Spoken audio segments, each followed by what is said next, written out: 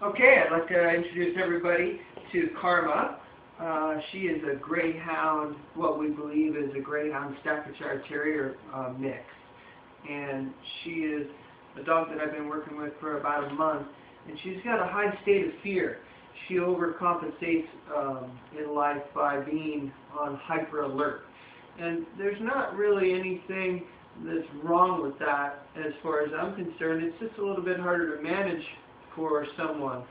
And the things that you'll notice about a dog like this is that she basically acts like there's the boogeyman everywhere.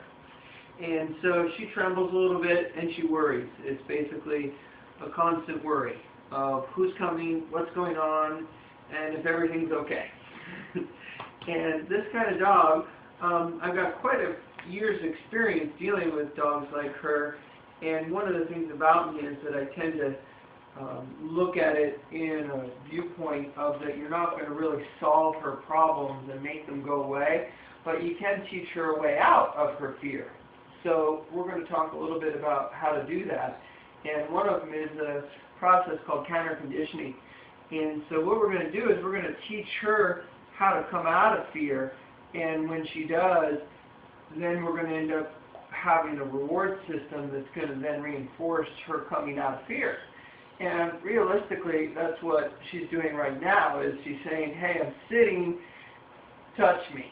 And that's actually how I teach her to come out of fears. I'm going to give her a reward of go ahead and touching my leg. And how I do that is through a process of starting off with getting her to, first of all, come out of fear and relax. And then I'm going to reward her by putting my hand on her chest. So there's two ways I do that. And at first, when a dog comes to me, I'm going to give them a reward right there. So I reach down and I touch them. Sit. I usually do that with puppies too.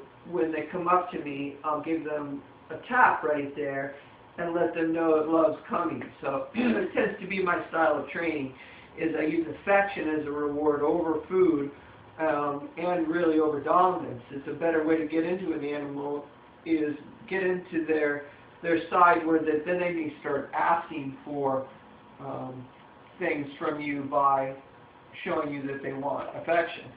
Which to me, it's a better way to have a social animal than an animal that's antisocial and doesn't really want to come up to you. So you work on this with dogs that are fearful, because that's what you want them to do, is to actually figure out that other humans, they don't need to be scared of them. So you can transfer this from one person to another.